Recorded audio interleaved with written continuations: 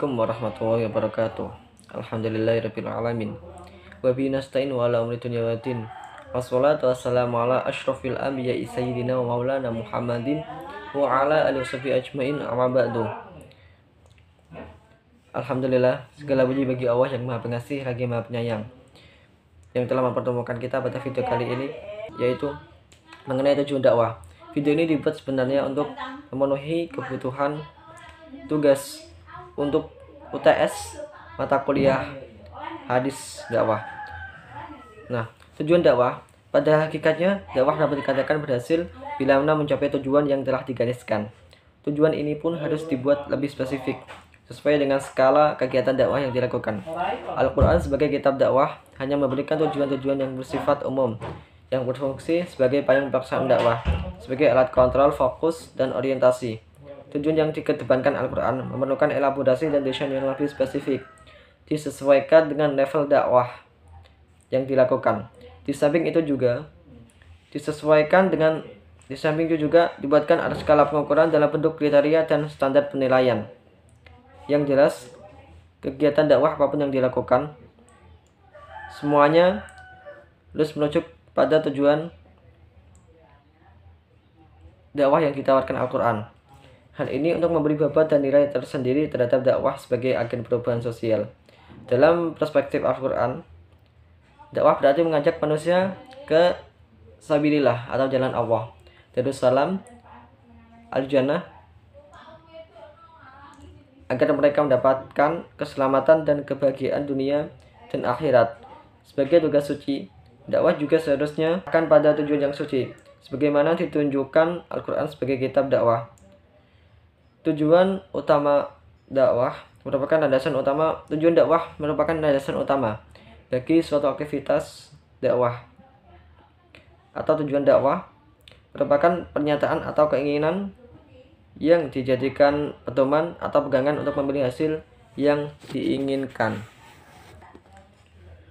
Bagi dakwah tujuan merupakan puncak dari dakwah itu sendiri. Agar kegiatan dakwah lebih mengena kepada sasaran yang yaitu mad'u, maka penentuan dan perumusan tujuan dakwah yang baik harus memperhatikan kondisi masyarakat atau mad'u. Tujuan utama dakwah Islamiyah adalah menyuruh manusia menuju jalan Allah. Proses menuju kepada jalan Allah ini kemudian berkembang dan ditempuh melalui berbagai cara sesuai dengan kebutuhan dan kondisi. Dari penyesuaian inilah kemudian tercipta berbagai macam tujuan dakwah dengan muara mengarahkan manusia menuju kepada jalan Allah. Muhammad Ali Aziz menyatakan bahwa dakwah bertujuan mengubah sikap dan mental tingkah laku manusia yang kurang baik menjadi lebih baik atau meningkatkan kualitas iman dan Islam seorang secara sadar dan timbul dari kemauannya sendiri tanpa ada kepaksaan atau merasa terpaksa oleh siapa dan karena apa. Sedangkan menurut Abdul Rosyad Saleh, tujuan utama dakwah adalah terwujudnya kebahagiaan dan kesejahteraan hidup di dunia dan di akhirat yang diridhai Allah. Tujuan dakwah tidak akan tercapai hanya dengan anjuran melakukan perbuatan baik saja tanpa dibarengi dengan sifat-sifat keutamaan dan menghilangkan sifat-sifat buruk dan jahat. Agar tujuan dakwah tercapai dengan baik, maka umat Islam harus mengetahui persyaratan dan taktik perjuangan untuk mencapainya. Kemenangan tidak akan tercapai tanpa kekuatan. Kekuatan tidak akan terwujud melainkan dengan persatuan. Persatuan dan kesatuan tidak akan tercapai kecuali dengan diimbangi dengan sifat-sifat yang utama. Sifat utama ini pun tak akan terpelihara tanpa adanya agama. Pada akhirnya, agama tidak akan mungkin terpelihara tanpa adanya dakwah. Dalam pandangan Muhammad Syafaat Habib, tujuan utama dakwah adalah akhlak yang mulia atau akhlakul karimah. Tujuan ini menurutnya paralel dengan misi diutusnya Nabi Muhammad SAW, yaitu untuk menyempurnakan akhlak. Berdasarkan hadis innama bu'istu liutammima makarimul akhlak. Aku diutus untuk menyempurnakan akhlak mulia. Dengan akhlak yang mulia ini, manusia akan menyadari fungsinya sebagai manusia, yakni abdi atau hamba Allah. Akhirnya akan berbakti kepadanya, mengikuti segala perintahnya dan menjauhi segala larangannya. Kemudian menegakkan prinsip amar ma'ruf nahi mungkar. Tujuan-tujuan ini tampaknya berbeda satu sama lain, disebabkan perbedaan tinjauan dalam mencermati dakwah itu sendiri. Ada yang mendasarkan tujuan dakwahnya pada pola dakwah yang diterapkan. Ada juga yang melihat dari segi metode, strategi, dan pendekatan dakwah. Di samping itu, sebagian mendasarkannya pada siapa yang menjadi sasaran dakwah, dan sebagian lainnya menekankan pada konteks sosial politik. Di bawah ini akan dikemukakan selanjutnya, yaitu B. Mewujudkan akhlak yang mulia. Dalam hadis Abu Daud nomor 4167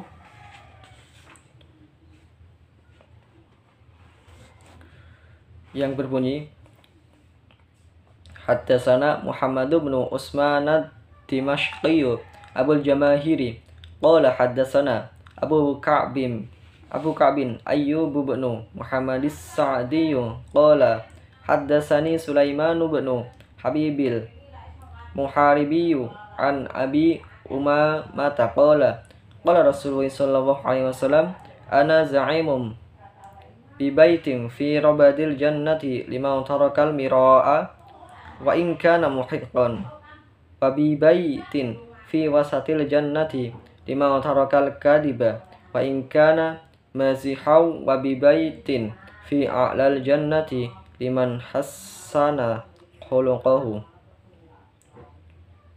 Yang artinya, telah menceritakan kepada kami Muhammad bin Utsman ad-Dimashqi Abu al-Jamahir, ia berkata, telah menceritakan kepada kami Abu Ka'ab Ayyub bin Muhammad as-Sa'di, ia berkata, telah menceritakan kepadaku Sulaiman bin Habib al-Muharibi dari Abu Umamah, ia berkata, Rasulullah SAW bersabda, aku akan menjamin rumah di tepi surga bagi seseorang yang meninggalkan perdebatan meskipun benar. Aku juga menjamin rumah di tengah surga bagi seseorang yang meninggalkan kedustaan meskipun bersifat gurau. Dan aku juga menjamin rumah di surga yang paling tinggi bagi seseorang yang berakhlak mulia. Hadis Abu Daud nomor 4167 atau RS 623. Adapun mufradat dalam hadis tersebut adalah Za'imun, artinya menjamin, Rabadil jannati, tapi surga, tarokal miro'a, meninggalkan perdebatan, muhiqqan, kebenaran, bibaitin, dengan rumah, wasatil jannati, tengah surga, tarokal kadiba, meninggalkan kebohongan, mazihan, pura-pura, a'lal jannati, surga tinggi atau utama, hasanal khuluqahu, bagus akhlaknya. Adapun masalah hadis dalam hadis tersebut adalah, yaitu Nabi Muhammad menjamin akan dibuatkan 3 rumah, yakni tepi surga, di tengah surga, dan di surga yang paling tinggi sesuai perilaku yang dijanjikan oleh Nabi. Yang pertama yaitu rumah pertama, yang paling rendah tingkatannya adalah untuk orang yang mau meninggalkan perdebatan meskipun benar. Misalnya, maksud perdebatan di sini adalah perdebatan yang dapat menimbulkan pertengkaran, percekcokan, dan permusuhan, sehingga sudah menjadi keharusan seseorang itu meninggalkannya meskipun ia dalam posisi yang benar, agar hati tetap tenang, tidak terpancing emosi. Rumah yang kedua derajatnya di pertengahan adalah untuk orang yang meninggalkan kedustaan meskipun bersifat gurau, bahwa sudah seharusnya manusia itu kembali untuk bersikap jujur dan menjauhi kedustaan meskipun dengan cara bergurau. Maka jika ia dapat meninggalkan dusta, ia akan dijamin mendapat rumah di tengah surga. Yang ketiga yaitu rumah ketiga, yang paling tinggi di surga, adalah untuk orang yang berakhlak mulia. Dengan demikian, jika seseorang berakhlak mulia, baik kepada siapapun, tidak suka membuat gaduh dan sensasi yang sampai menimbulkan perdebatan sengit, atau jika ia berdebat dengan cara yang baik, wajadilhum billati hiya ahsan, maka ia telah dijamin Rasulullah SAW mendapatkan rumah tertinggi di surga. Demikianlah penjelasan tentang hadis meninggalkan perdebatan meskipun benar, bahwa Nabi Muhammad telah menjamin rumah di tepi surga bagi umatnya yang mau meninggalkan perdebatan, bahkan yang beliau menjamin rumah yang lebih tinggi dari itu jika mau berakhlak yang baik. Kemudian selanjutnya yaitu membimbing pada kebajikan dan kejujuran. Bunyi hadisnya yaitu Haddatsana Utsman bin Abi Syaibah, haddatsana Jarirun an Mansurin an Abi Wa'ilin an Abdullah radhiyallahu anhu an Nabiy sallallahu alaihi wasallam qala inna sidqa yahdi ilal birri wa innal birra yahdi ilal jannati wa innar rajula yasduqu hatta yakuna siddiqan wa innal kadiba yahdi ilal fujuri wa innal fujura yahdi ilal nari wa innar rajula la yakdibu hatta yuktaba indallahi kadzaban. Terjemahan yang berarti telah menceritakan kepada kami Utsman bin Abu Syaibah telah menceritakan kepada kami dari Mansur dari Abu Wa'il dari Abdullah radhiyallahu anhu dari Nabi sallallahu alaihi wasallam, beliau bersabda, sesungguhnya kejujuran akan membimbing pada kebaikan dan kebaikan itu akan membimbing ke surga. Sesungguhnya jika seseorang yang senantiasa berlaku jujur hingga ia akan dicatat sebagai orang yang jujur. Dan sesungguhnya kedustaan itu akan mengantarkan pada kejahatan. Dan sesungguhnya kejahatan itu akan menggiring ke neraka. Dan sesungguhnya jika seseorang yang selalu berdusta sehingga akan dicatat baginya sebagai seorang yang pendusta. Hadis Bukhari nomor 5629 atau LM 1675. Untuk mufradatnya yaitu as-sidqu kejujuran, yahdi menunjukkan atau membimbing, al-birri kebaikan, al-kadiba kedustaan, al-fujuri kejahatan, yuktaba tercatat atau tertulis, ar-rajula seorang laki-laki, kadzaban pendusta. Pesan hadis di atas yaitu maksud dari inna sidqa yahdi ilal birri ialah anjuran untuk terus berlaku jujur. Karena jika selalu jujur dalam setiap aktivitas hidup, maka kejujuran akan membawa kepada albir atau unsur-unsur kebaikan. Dan kebaikan itu akan membawa ke surga yang merupakan puncak keinginan semua pemeluk agama Islam. Sebagaimana disebutkan dalam Al-Quran, A'udzubillahi minasyaitonirrajim. Bismillahirrahmanirrahim. Laisal birra an tuwallu wujuhakum qibalal masyriqi wal maghribi walakinnal birra man amana billahi wal yawmil akhir wal malaikati wal kitabi wan nabiyina wa atal mala ala hubbihi dawil qurba wal yatama wal masakin wa man sabila was sa'ilina wa fir riqabi wa aqama as-salata wa ata az-zakata wal mufuna bi ahdihim idza ahadu was-sabirina fil ba'sa'i wad dharra'i wa hinal ba's ulaika alladziina shadaqu wa ulaika humul muttaqun. Yang artinya, bukanlah menghadapkan wajahmu ke arah timur dan barat itu suatu kebajikan, akan tetapi sesungguhnya kebajikan itu ialah beriman kepada Allah, hari kemudian, malaikat-malaikat, kitab-kitab, nabi-nabi, dan memberikan harta yang dicintainya kepada kerabatnya, anak-anak yatim, orang-orang miskin, musafir yang memerlukan pertolongan, dan orang-orang yang meminta, dan memerdekakan hamba sahaya, mendirikan sholat dan menunaikan zakat, dan orang-orang yang menepati janjinya apabila ia berjanji, dan orang-orang yang sabar dalam kesempitan, penderitaan dan dalam peperangan. Mereka itulah orang-orang yang benar imannya, dan mereka itulah orang-orang yang bertakwa. Surat Al-Baqarah ayat 117. Ayat 177. Kebaikan atau al-birri yang bersumber dari kejujuran adalah kebaikan yang diridhai Allah, bukanlah sekedar menghadap ke arah timur atau barat dan bersengketa tentang hal itu. Tetapi kebaikan yang sesungguhnya